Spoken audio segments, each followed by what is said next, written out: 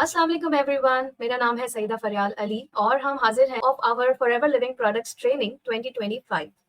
Here we are presenting you the network marketing basic concepts and introduction. What are the benefits of starting a network marketing business? अब आज के episode में हम थोड़ा start लेंगे यहीं से, जहां पर हम आपके सामने एक्सप्लेन करेंगे कि ट्रेडिशनल बिजनेस मॉडल और नेटवर्क मार्केटिंग बिजनेस मॉडल का की प्रोज एंड कॉन्स क्या है और इसका कंपैरिजन क्या है। और इस कंपैरिजन को करने के लिए the best person available here right now is sir Mohammad Zeeshan Amir, जो कि फाउंडर है पाकिस्तान एंटरप्रेन्योर हब के और जिनसे मैंने भी नेटवर्क मार्केटिंग सीखी है। सो अस्सलाम वालेकुम सर। जी वालेकुम अस्सलाम, अस्सलाम वालेकुम टू एवरीवन। जी सर, बैक स्टेज आपने सुन ही लिया होगा कि हम अपनी गुफ्तगू की स्टार्ट जो है करने वाले हैं नेटवर्क मार्केटिंग और ट्रेडिशनल बिजनेस मॉडल के कंपैरिजन से। तो लेट्स जी स्टार्ट विद दिस। जी नेटवर्क मार्केटिंग सबसे पहली चीज़, जैसे कि नाम इसका जो है वो बहुत इम्पोर्टेंट है और इंटरेस्टिंग भी है। और नेटवर्क जो कहा जाता है वो बेसिकली दो या दो से ज़्यादा लोगों का, या दो या दो से ज़्यादा कंप्यूटर्स का बेसिकली। और असल में most of the time people consider this is some sort of like a networking of the computers, but this is not a networking of a computer, this is going to be networking of a humans. इंसानों का जो network होता है उसको network marketing जो है वो consider किया जाता है। और इंसानों का नेटवर्क कैसे होता है, इसको आसान अल्फाज में ऐसे कहा जा सकता है कि जैसे आपके कुछ दोस्त हैं, तो वो दोस्त जो है आपका एक नेटवर्क है। और इसके बारे में एक बहुत ही अमेजिंग अंग्रेजी की सेइंग है कि your network is your net worth. और जिसको पाकिस्तानी जुबान में अगर ये कहा जाए, या उर्दू जुबान में हम इसको इस तरीके से कह सकते हैं कि आपके 5 दोस्त जो हैं वो रिफ्लेक्ट करते हैं कि आपका कैरेक्टर कैसा होगा, या आपका जो है वो माइंडसेट कैसा होगा। तो ये अक्सर जो है वो सुनने में आता है कि जी आप मुझे अपने 5 दोस्तों से मिलवा दें या 4 दोस्तों से मिलवा दें, तो मैं आपको बता सकता हूँ कि आपका कैरेक्टर या आपका जो है वो बिहेवियर या आप किस तरह के होंगे। तो ये इसी तरीके से है कि अगर आपका नेटवर्क जो है वो बेसिकली बात करता है बिजनेस की, अगर आपका नेटवर्क जो है वो बेसिकली बात करता है इम्प्रूवमेंट की, सोसाइटी बेटरमेंट की, हेल्थ की, इंटरप्रेन्योरशिप की, बिजनेस की, तो yes you can be a business person, you can be a business woman. तो इस तरीके से ही नेटवर्क मार्केटिंग जो है वो बेसिकली सिंपल अल्फाज में, आसान अल्फाज में अंडरस्टैंड की जा सकती है कि network marketing is basically a network of humans. Okay, wonderful. So okay, इसी कॉन्सेप्ट को थोड़ा सा हम एक्सटेंड करते हैं कि ट्रेडिशनल बिजनेस और नेटवर्क मार्केटिंग में हम मेन जो फर्क है वो जो नजर आ रहा है कि नेटवर्किंग के जरिए आप अपने बिजनेस को ग्रो करते हैं। यानी आप अपना नेटवर्क क्रिएट करते जाओ, चाहे वो आपका कस्टमर्स का नेटवर्क हो, चाहे वो आपके बिजनेस पार्टनर्स का नेटवर्क हो। इससे इनकम पे क्या इफेक्ट होता है, लाइक हमारी अर्निंग्स जो हैं वो नेटवर्किंग में किस तरीके से इनहेंस हो जाती हैं, ये अगर आप समझा दें थोड़ा, तो it will be better able to, people will better able to relate कि जी उनके लिए एक ट्रेडिशनल बिजनेस जो है वो सिंगल इनकम पे खड़ा होता है, जबकि नेटवर्क मार्केटिंग का बिजनेस जो है तमाम नेटवर्क की इनकम को कंबाइन करके किस तरीके से हमें बेनिफिट कर रहा होता है। देखिए, इसमें थोड़ा-सा आपको इसका जो कॉन्सेप्ट है, इसकी जो डॉक्ट्रिन है, उसको समझना बहुत ज़रूरी है कि कोई भी प्रोडक्ट है, तो उसको उस प्रोडक्ट को बनाने वाला है, राइट? जैसे कि आप एक ट्रेडिशनल बिज़नेस की बात करें, तो ट्रेडिशनल बिज़नेस में कोई भी प्रोडक्ट है, तो उस प्रोडक्ट को बनाने वाला उसका मैन्युफैक्चरर है, राइट? और उस मैन्युफैक्चरर के ऊपर ये डिपेंड करता है कि वो उस प्रोडक्ट को अपने डिस्ट्रीब्यूशन चैनल के थ्रू बेचना चाहता है, सेल करना चाहता है, या अपने कस्टमर तक पहुँचाना चाहता है, या वो नेटवर्क मार्केटिंग के थ्रू, नेटवर्कर्स के थ्रू अपनी प्रोडक्ट को एक्सपेंड करना चाहता है। अब इसके अंदर बेसिकली 2 अप्रोचेज़ हैं। नंबर 1 अप्रोच ये है कि जो डिस्ट्रीब्यूशन चैनल्स के ऊपर लोग जाना चाहते हैं, तो yes, that is the way we are using for over a centuries now. Like 2 centuries तो हमें हो गई हैं कि डिस्ट्रीब्यूशन चैनल्स को हम लोग देख रहे हैं कि एक मैन्युफैक्चरर जो है वो एक प्रोडक्ट को बनाता है, फिर वो अपने मेन डिस्ट्रीब्यूटर को देता है, फिर वो रीजनल डिस्ट्रीब्यूटर को देता है, फिर वो लोकल डिस्ट्रीब्यूटर को देता है, और वो फिर कहीं रिटेल शॉप पे हमें नज़र आती है। और फिर बैक एंड के ऊपर वही लोग जो हैं वो बेसिकली उसके कमर्शियल्स, उसके एड्स, उसके बिलबोर्ड्स, उसकी न्यूज़, उसको उसकी पब्लिसिटी, उसकी मार्केटिंग कर रहे होते हैं। तो वो लोगों तक बेसिकली उसका एक इमेज पहुँचा हुआ होता है, और जब वो लोग दुकान पर जाते हैं, शॉप पर जाते हैं, तो उनको वो चीज़ नज़र आती है फिज़िकल तौर के ऊपर, तो वो उसको बाय करने में इंस्टेंट बाइंग उनकी जो है वो बेसिकली वहाँ पे क्लिक करती है और वो प्रोडक्ट को बाय कर लेते हैं। इसी के जो पैरेलल अगर हम नेटवर्क मार्केटिंग को देखें तो मैन्युफैक्चरर्स जो होते हैं, उन मैन्युफैक्चरर्स ने देखा कि भाई यहाँ पे हमें थोड़ा स्मार्ट मूव करना चाहिए। वो स्मार्ट मूव ये है कि असल तो हमारा बेसिकली जो डेस्टिनेशन है वो कस्टमर है, जो कंज्यूमर है वो हमारी डेस्टिनेशन है।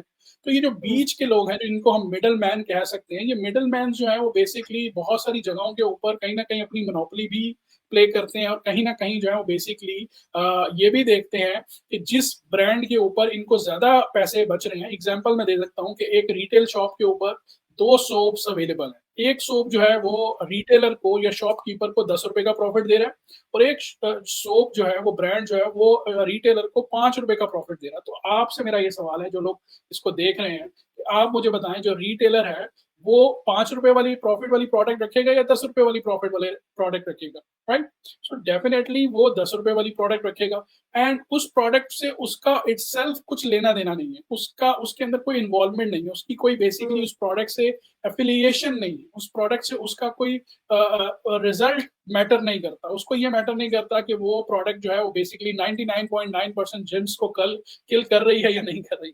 सो उसका बेसिकली मकसद ये है कि उसको ज़्यादा से ज़्यादा प्रॉफ़िट्स है, राइट? तो हुँ, यहाँ पे कंज़्यूमर जो है वो बेसिकली कंप्रोमाइज़ हो जाता है। कंज्यूमर को चाहते हुए भी अगर एक ब्रांड अच्छा लगता है तो वो नहीं खरीद सकता, बिकॉज़ वो प्रोडक्ट वहाँ पे अवेलेबल नहीं है। तो ये वो चीज़ें हैं जो नेटवर्क मार्केटिंग ने बायपास की, जो नेटवर्क मार्केटिंग ने इन चीज़ों को कवर किया, राइट?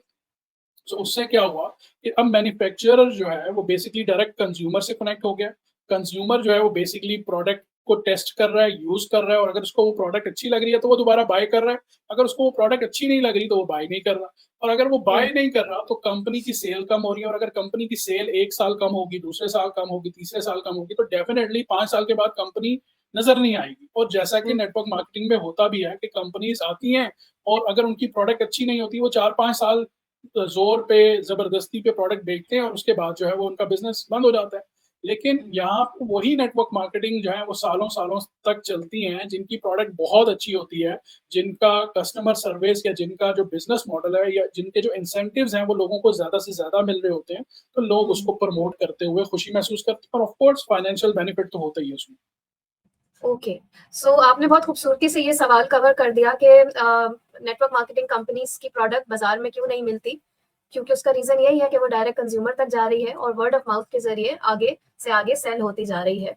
तो इसमें जो हम जो डिस्ट्रीब्यूटर्स बिल्ड करते हैं, नेटवर्किंग करते हैं, उसमें जी। एक हमारा बहुत इम्पोर्टेंट फैक्टर है जो कि है कंपाउंडिंग इफ़ेक्ट।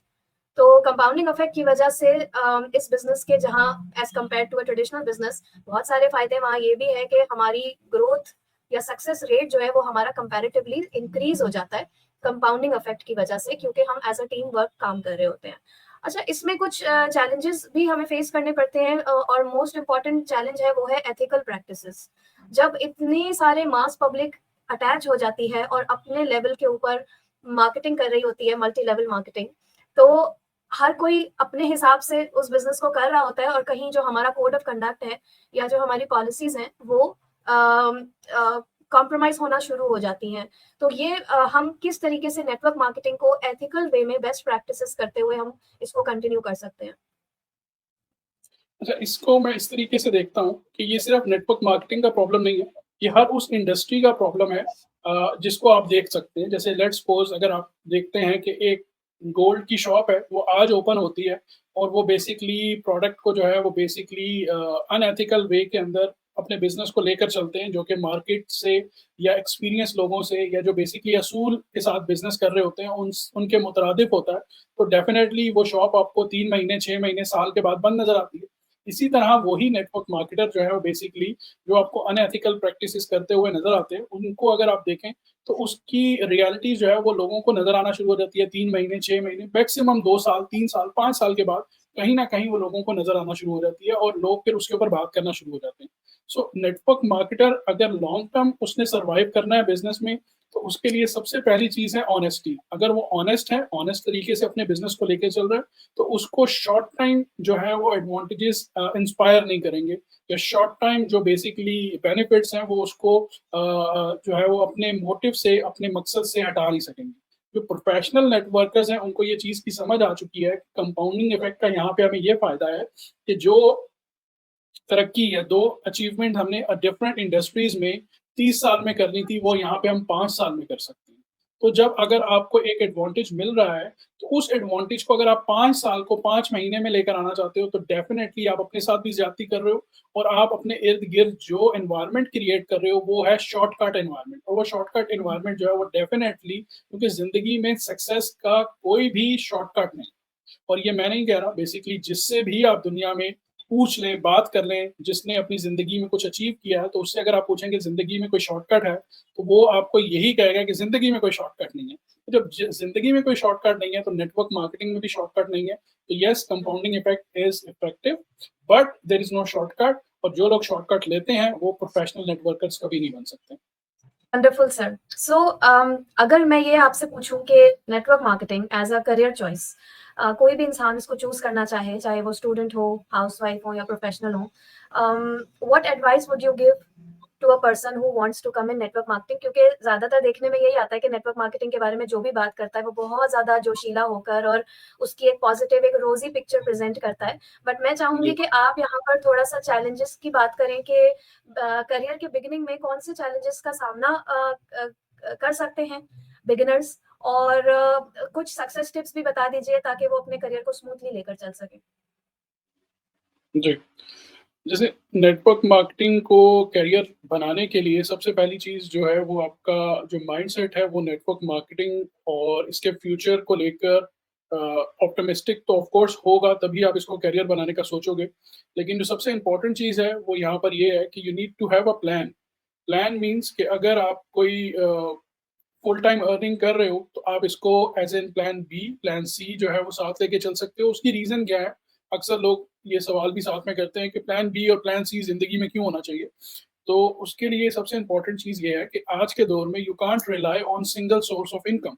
आपको मल्टीपल सोर्स ऑफ इनकम चाहिए, और नेटवर्क मार्केटिंग एक ऐसा करियर है कि जहाँ पे आपको ईज़िली जो है वो बेसिकली एक रेप्यूटेड कंपनी हो, रेप्यूटेड नेटवर्क हो, तो वहाँ पे आपका एक अच्छा सोर्स ऑफ इनकम जो है वो जनरेट हो सकता है। लेकिन इसके लिए आपके पास एक पूरा करियर पाथ होना चाहिए कि एट लीस्ट मुझे जो है वो बेसिकली 30 से 40 दिन या 50 दिन जो है वो बेसिकली लर्निंग के लिए रखने हैं। फिर मुझे जो है वो फर्स्ट 90 डेज़ जो है वो अपनी इनिशियल फाउंडेशन को ले करने के अंदर जो है वो लेके चलना है। फिर मुझे 9 मंथ जो है वो बेसिकली 1 साल को कंप्लीट करने के लिए मुझे जो है बेसिक फाउंडेशंस के ऊपर, बेसिक ग्राउंड्स के ऊपर जो है वो पार्ट टाइम वर्क करना है, and then after 1 year you need to see your data कि कहाँ से कहाँ तक आप पहुँचे। एग्ज़ाम्पल मैं यहाँ पे हमेशा देता हूँ कि अगर आप बेसिकली ग्रेजुअली अपनी इनकम फाइनेंस को बेसिकली देखो, तो अगर आप 10,000 से स्टार्ट हुए थे और 1 साल में आप 1 लाख रुपए तक पहुँच जाते हो, तो then you can make a decision कि येस, ये वो करियर है जिसको मैं अगले 2 साल या 3 साल दूँगा, तो मेरी जो ग्रोथ है वो 2x या 3x हो सकती है।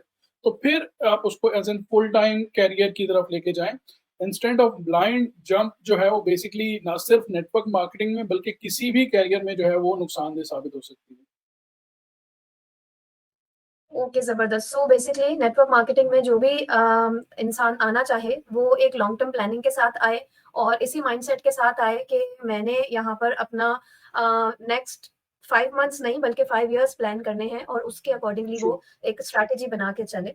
और आई होप आप लोगों को, हमारे जो देखने वाले हैं, उनको हमारा ये इंतहाई simple network marketing business model, जो कि सिंपल तो है लेकिन उसके बेनिफिट्स भी हमने आपको यहाँ पर बताए हैं। आई एम श्योर आप जब इसको इस एपिसोड को अगर दोबारा भी देखना चाहें, तो आप देख सकते हैं कि किस तरीके से एक ट्रेडिशनल बिजनेस मॉडल से नेटवर्क मार्केटिंग आपको किस तरीके से बेनिफिट्स प्रोवाइड करता है।